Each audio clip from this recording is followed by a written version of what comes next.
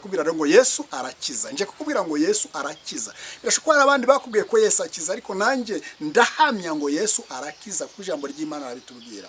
Tugiye kugana ku jambo ry'uyu mugabo wari utaramenya Yesu, wari ufite amadayimoni imyaka myinshi. Igihe Yesu yaragiye mu ivugabutumwa ngo amaze kwambuka hakurya y'inyanja, yaje guhura n'umugabo. Uyu mugabo turamusomamo ibintu bitatu, tujye kuremo ibintu bitatu. Icyambere kumurebaho mbere yuko amenya Yesu, uko yamenye Yesu, ibyabaye akimenya Yesu, na nyuma yuko amenya Yesu. Yesu arabazawe ngo urinde, aravuga ati njyewe nitwa ingabo, kuko turi benshi, turi regiyo ubundi mu gisirikari bava ku basirikari 3,000 kugera ku 6,000. Bivuga ngo harimo abadayimoni benshi, ngo baramufata, ariko yasavuga ati dayimoni muvemo, ngo dayimoni zimuvamo. Ariko kuko zisabiye kutirukanwa mu gihugu, Yesu arazirukana zijya mu ngurube, ingurube ziroha mu nyanja zipfira aho ngaho. Noneho rero uko niko yabonye Yesu. Reka nkubwira ngo iyo usanze Yesu ukamupfukamira ukatura ukihana, Yesu arakubabara, amadayimoni agahunga. Amadayimoni y'ubujura, amadayimoni y'ubusambanyi, amadayimoni y'ubugizi bwa nabi, amadayimoni y'uburiganya, Yesu arayakiza yose. Iki ni ikimenyetso cy'umuntu wakijijwe ko agira ubwenge. Utarakizwa nta bwenge aba afite, aba yambaye ubusa, aba yarananiranye, abazerera ahantu ahadaturwa, ahatuwe na abantu bose babona ko yananiranye. Hari igihe udafite ubuhamya kuko wananiranye, ariko umuntu wakijijwe agira ubuhamya, agira ubwenge, aratuza, yambara neza, atekereza neza, bamutangira ubuhamya kandi agatangira kuvuga ubutumwa. Yesu arakiza, niwe ukiza wenyine. N'indwara zananiranye, n'ibibazo byananiranye, n'iby'amayobera byose, iby'abashakashatsi bananiwe, iby'abaganga bananiwe, ni Yesu byereke. Yesu arakiza, niwe ukiza n'ibyananiranye.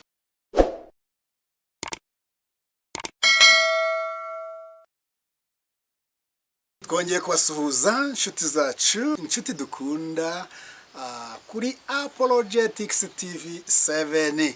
Murakoze cyane kandi Imana ibahe umugisha. Uyu munsi wa none twifuza kongera kuganira ku jambo ry'Imana, kandi tunababwira ngo ni byiza, ni iby'igikundiro kugira ngo namwe tubane kumwe. Turagusaba kugira ngo wihangane iri jambo ry'Imana turibanemo, urikurikire ndetse ujyane natwe, ndetse n'iby'umunezero. Urashaka ko Imana hari icyo yifuza kukugezaho uyu munsi wa none. Tugiye kugana ku jambo ry'Imana ryanditswe mu butumwa bwiza uko bwanditswe na Mariko. Ubutumwa bwiza uko bwanditswe na Mariko, ibice byaho ni 5. Turava ku murongo wa mbere turagera ku murongo wa 20. Amagambo avuga ngo Yesu yirukana abadayimoni benshi mu muntu. Yesu yirukana abadayimoni benshi mu muntu. Bafata hakurya y'inyanja mu gihugu cy'Abagadeni. Yomotse uwo mwanya umuntu utewe n'amadayimoni ava mumva aramusanganira. Yabaga mumva ntawari akibona icyo ashobora kumubohesha, naho waba umunyururu, kuko kenshi bamubohesheje ingoyi y'amaguru n'iminyururu y'amaboko, maze ingoyi akazicagagura n'iminyururu akayicagagura, ntihagire umuntu ubasha kumuboha. Iteka ryose ku manywa na nijoro yahoraga mumva no ku misozi asakurizayo yikebesha amabuye. Abonye Yesu akiri kure, arirukanka aramupfukamira, atakamba n'ijwi rirenga ati, dure Yesu mwana w'Imana isumba byose, nkurahije Imana ntunyicishe urupfu rw'agashinyaguro. Kuko yaramubwiye ati dayimoni muvemo. Aramusubiza ati witwa nde? Undi ati ingabo niryo zina ryanjye kuko turi benshi. Aramwinginga cyane ngo atabirukana muri icyo gihugu. Kuri uwo musozi hari umugana w'ingurube nyinshi zirisha, nuko baramwinginga bati twohereze muri ziriya ngurube tuzinjiremo.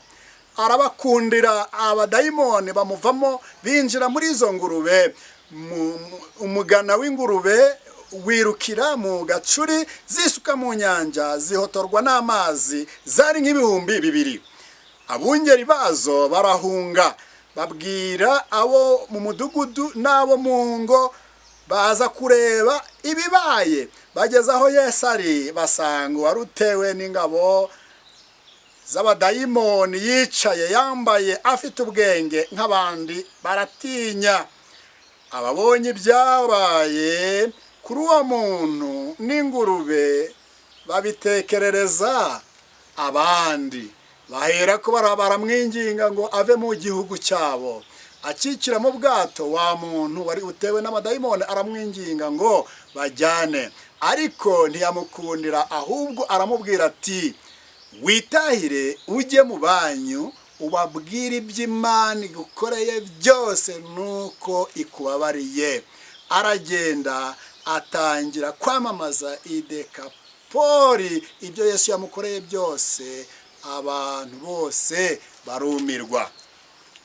Turashimira Imana kubwira ijambo ry'Imana. Ijambo ry'Imana rivuga ngo Yesu arakiza, na bya bindi biyoberanye ni Yesu gusubikiza. Ibyananiye abaganga, ibyananiye ibitaro, ibyananiye abashakashatsi, ibyananiye abanyabugenge, ni Imana ibikemura yonyine. Ndakubwira rero ngo Yesu arakiza. Nje kukubwira ngo Yesu arakiza. Birashoboka hari abandi bakubwiye ko Yesu akiza, ariko nanjye ndahamya ngo Yesu arakiza ku ijambo ry'Imana aritubwira. Tugiye kuganira ku jambo ry'uyu mugabo wari utaramenya Yesu, wari ufite amadayimoni imyaka myinshi. Igihe Yesu yaragiye mu ivugabutumwa, ngo amaze kwambuka hakurya y'inyanja, yaje guhura n'umugabo. Uyu mugabo turamusomamo ibintu bitatu, tujya kurebamo ibintu bitatu. Icya mbere, kumurebaho mbere y'uko amenya Yesu, uko yamenye Yesu, ibyabaye akimenya Yesu, na nyuma y'uko amenya Yesu. Akimenya Yesu, mbere y'uko amenya Yesu, batubwira ko uyu yari yuzuye amadayimoni, yafatwaga n'amadayimoni, yabaga mu mva, yahoraga azerera, yari yuzuye imyuka mibi, yahoraga yikebagura, nta bwenge yari afite, yahoraga yambaye ubusa, yacagaguraga n'iminyururu, ngo yari yarananiranye. Ibyo ni imico igaragaza umuntu utaramenya Yesu, utarakizwa. Noneho ngo agiye kumva, yumva Yesu, abana Yesu, ngo arirukanka aramusanga, aravuga ati Yesu mbabarira. Yesu avuga ati dayimoni muvemo, ariko dayimoni zimuvamo, ahubwo zirakomeza. Yesu arabazawe ngo urinde, aravuga ati njyewe nitwa ingabo, kuko turi benshi, turi regiyo. Regiyo ubundi mu gisirikare bava ku basirikare 3,000 kugera ku 6,000. Bivuga ngo harimo abadayimoni benshi, ngo baramufata, ariko Yesu avuga ati dayimoni muvemo, ngo dayimoni zimuvamo. Ariko kuko zisabiye kutirukanwa mu gihugu, Yesu arazirukana zijya mu ngurube, ingurube ziroha mu nyanja, zipfira aho ngaho. Noneho rero uko niko yabonye Yesu. Reka nkubwire ngo iyo usanze Yesu ukamupfukamira, ukatura, ukihana, Yesu arakubabara, amadayimoni agahunga. Amadayimoni y'ubujura, amadayimoni y'ubusambanyi, amadayimoni y'ubugizi bwa nabi, amadayimoni y'uburiganya, Yesu arayakiza yose. Uburyo bwa gatatu Yesu yahuye n'uyu mugabo. Uyu mugabo ngo amaze kubona Yesu, nyuma yo gukizwa, ngo hari ibintu byabayeho, ngo abantu bose baza kureba, benshi baza kureba, basanga ameze neza, yicaye afite ubwenge. Iki ni kiranga umuntu umaze gukizwa. Ikiranga umuntu umaze gukizwa, kuko umurongo 15 avuze ngo bageze aho Yesu ari, basanga ari utewe n'ingabo z'abadayimoni, yicaye yambaye afite ubwenge nk'abandi bose, baratinya. Iki ni ikimenyetso cy'umuntu wakijijwe ko agira ubwenge. Utarakizwa nta bwenge aba afite, aba yambaye ubusa, aba yarananiranye, abazerera, ahadaturwa, ahatuwe, abantu bose babona ko yananiranye. Hari igihe udafite ubuhamya kuko wananiranye, ariko umuntu wakijijwe agira ubuhamya, agira ubwenge, aratuza, yambara neza, atekereza neza, bamutangira ubuhamya, kandi agatangira kuvuga ubutumwa. Iyo usomye mu mirongo yanyu musanga imirongo yanyu mitubwira ngo nawe atangira kujya kuvuga ubutumwa. Iki ni ikimenyetso cy'umuntu wakijijwe.